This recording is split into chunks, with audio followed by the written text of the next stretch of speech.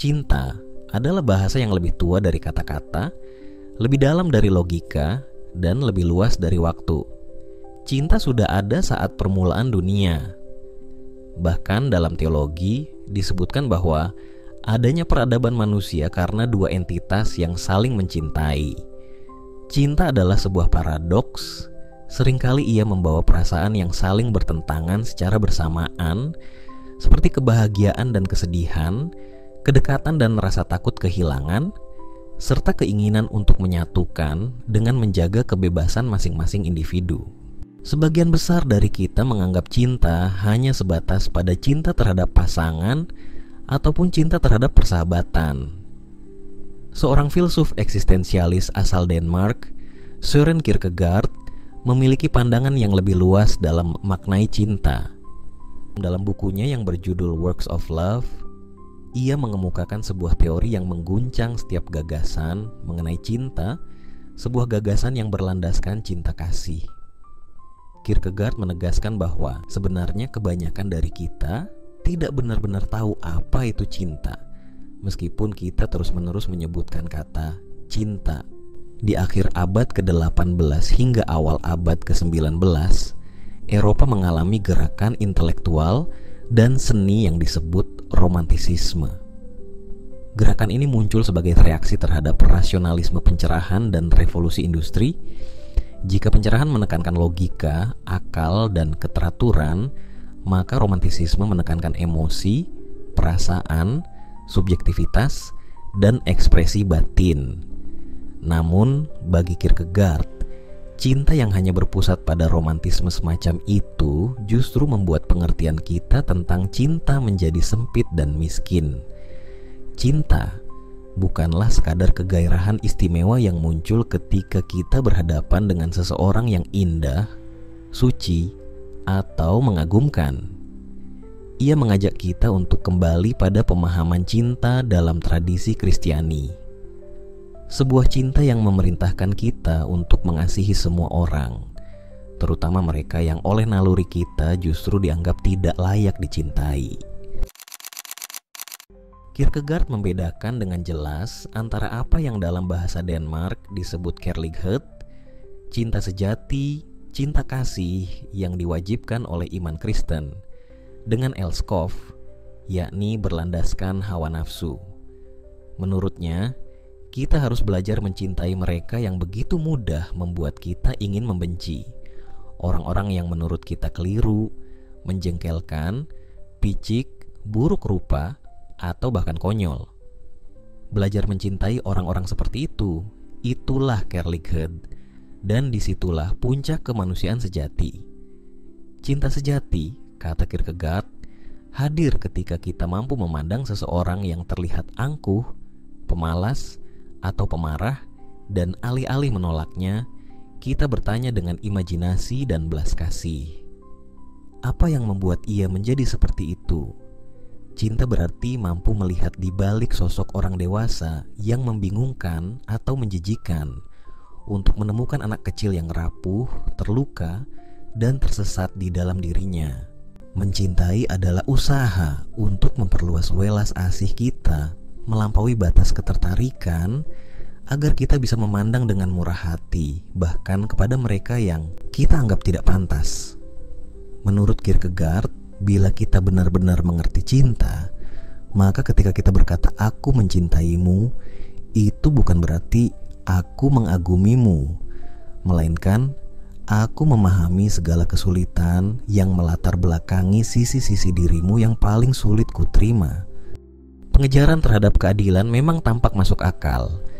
Setiap orang diberi apa yang pantas baginya. Namun, bagi Kierkegaard, andaikan setiap orang sungguh-sungguh menerima apa yang benar-benar layak ia terima, dunia akan segera berubah menjadi neraka yang tak dapat dihuni. Keadilan yang dipaksakan tanpa belas kasih akan melahirkan intoleransi yang mengerikan. Sebab jika seseorang yakin dirinya adalah alat kebenaran yang sempurna, maka tak ada batas bagi amarah ataupun hukuman yang bisa ia jatuhkan atas para pendosa. Tujuan kita, kata Kierkegaard, bukanlah menciptakan dunia di mana setiap orang memperoleh apa yang pantas baginya, melainkan dunia di mana sebanyak mungkin orang menerima kebaikan yang mereka butuhkan. Ia mencontohkan, bila orang tua benar-benar memberi anak mereka hanya apa yang pantas, maka sebagian besar anak kecil seharusnya sudah dibuang ke bukit untuk mati.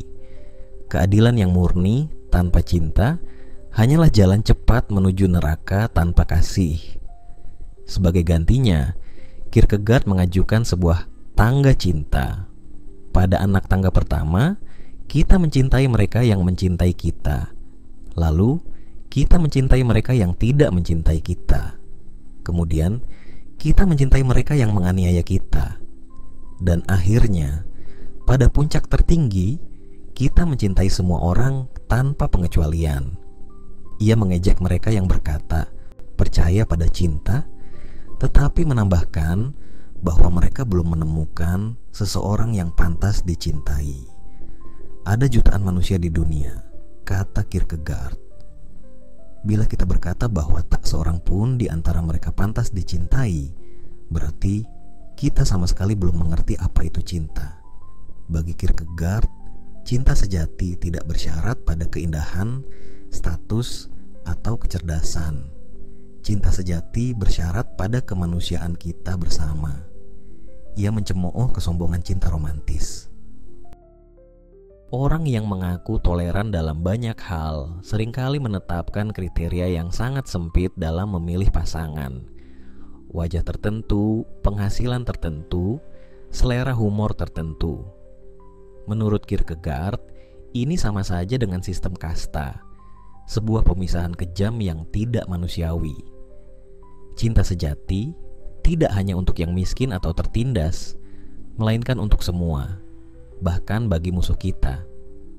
Ia mengambil contoh ketika Yesus Kristus yang berkali-kali dikecewakan oleh muridnya Petrus.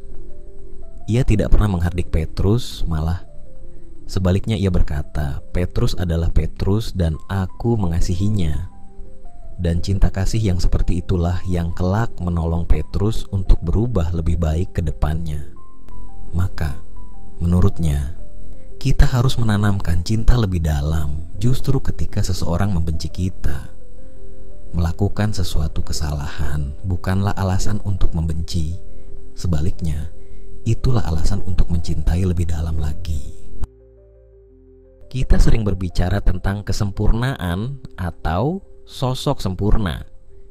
Namun, dalam pandangan Kierkegaard, kesempurnaan bukanlah tanpa cacat, melainkan mencintai tanpa batas orang lain dengan segala kekurangan dan kelemahannya. Banyak orang masih sering terjebak pada ide tentang belum menemukan orang yang tepat, lalu menjadikan itu alasan untuk tidak mencintai siapapun. Yang membuat Works of Love spesial adalah karena pandangan Kierkegaard tentang cinta sangat berbeda dengan cara kebanyakan orang memahami soal cinta. Works of Love adalah fondasi yang menolong kita membangun kembali relasi dengan Tuhan, sesama, dan diri sendiri. Buku ini tidak selesai hanya karena kita telah menamatkannya, tetapi tetap hidup dalam pikiran, menyapa diam-diam dalam setiap tindakan, dan mengingatkan bahwa cinta bukanlah milik siapapun. Cinta adalah tugas kita semua.